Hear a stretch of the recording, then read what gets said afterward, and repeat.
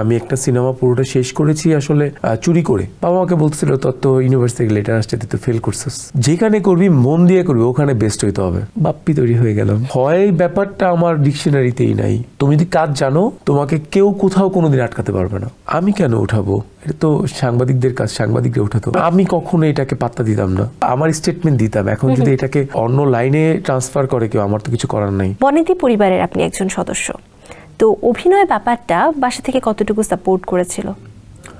শুরুতে তারা জানতো না যে আমি অভিনয়ে কাজ করতে চাই বা কিছু, বা বাসার মানুষজন। আমি একটা সিনেমা পুরোটা শেষ করেছি আসলে চুরি করে, একেবারে চুরি করে শেষ করেছি। সো এরপর যখন বাবা জেনে ফেলছে, তখন বাবা আমাকে নিয়ে, বাবা এফডিসিতে এসেছিল, তখন আমার জানুকি গানের শুটিং চলছিল, ভালোবাসার রঙের। সো আমি পালাইছিলাম পিছন দিয়ে যে আল্লাহ বাবা চলে আসছে, খবর আছে আমার। তারপর আমার বাবাকে আসলে আমার যিনি পায়োনিয়ার ছিলেন আজিজ ভাই, উনি দেখিয়েছে, দেখেন আপনার ছেলে কত ভালো কাজ করে। তখন বাবা বলছে আজকে শুটিং করার দরকার নেই, ও আমার সাথে যাক। আচ্ছা। দেন আমাকে বললো যে চলো আমার সাথে। দেন আমি ড্রাইভিংয়ে বসলাম, ড্রাইভার পিছনে ছিল, বাবা পাশে বসে। বাবা আমাকে সাথে কথা বলতেছে। বাবা আমাকে বলছিল তোর তো ইউনিভার্সিটি থেকে লেটার আসছে, তুই তো ফেল করছিস। মানে ফার্স্ট সেমিস্টার তখন আমি মাত্র শুরু করছি, একেবারেই শুরু, মনে আছে আমার। মানে ইন্টারটা শেষ করেই সেমিস্টারে উঠছি জাস্ট। তখন বললাম যে হ্যাঁ, আমি তো ক্লাসে যাই নাই। বলে এটা করতে ভাল লাগে, পড়াশোনা করবি না?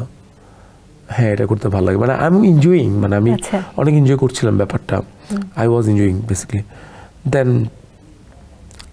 কিন্তু একটা কথা আছে, কথাটা হচ্ছে এভাবে বলছিল যে যেখানে করবি মন দিয়ে করবি, ওখানে বেস্ট হইতে হবে। মানে এটা সে আমাকে বলছিল, আমার মনে আছে। এবং এরপর যে আমি মানে শুরু করলাম, আর আমি ব্যাক করি নেই। আমার কাছে এর সাথে সাথে আমি ইউনিভার্সিটি চালিয়ে গেলাম, আমার গ্রাজুয়েশনও শেষ করলাম। দেন বাপ্পি তৈরি হয়ে গেলাম। কি সুন্দর। কিন্তু যে সময় আপনি আসলে বাসায় না বলে কাজ করার যে সাহস নিয়েছিলেন, ভয় লাগেনি? কারণ সবাই তো দেখবে, দেখলেই তো জেনে যাবে। না, ভয় ব্যাপারটা আমার ডিকশনারিতেই নাই। এটা যে কোনো জায়গায় হোক না কেন। আমি শুধু আমি যদি আপনি বলেন আমাকে ভয় পাই কাকে, আমি আমার বাবাকে ভয় পাই, আমার মাকে ভয় পাই, আমার ভাইকে ভয় পাই। এর বাইরে এই পৃথিবীর কাউকে আমি ভয় পাই না। ওকে।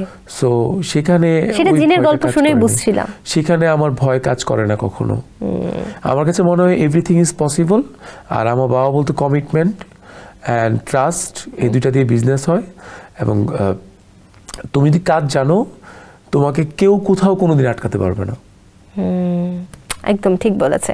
পরের প্রশ্নে যাই, একটু জটিল প্রশ্ন। মাহিয়া মাহি, মিম, আঁচল, অধরা, অপু বিশ্বাস যে নায়িকার সাথে জুটি বেঁধে কাজ করেছেন, একটা প্রেমের গুঞ্জন উঠতো। এটা কি ইচ্ছে করে এই গুঞ্জনটা উঠাতেন আপনি পাবলিসিটির জন্য? আমি কেন উঠাবো? এটা তো সাংবাদিকদের কাজ, সাংবাদিকরা উঠাতো। তারা কেন উঠাতো তারা ভালো জানে। আপনি কখনো এটা আমি কখনো এটাকে পাত্তা দিতাম না। আচ্ছা, মানে ব্যাপারটা তারা উঠাতো, আপনি বেশ এনজয় করতেন?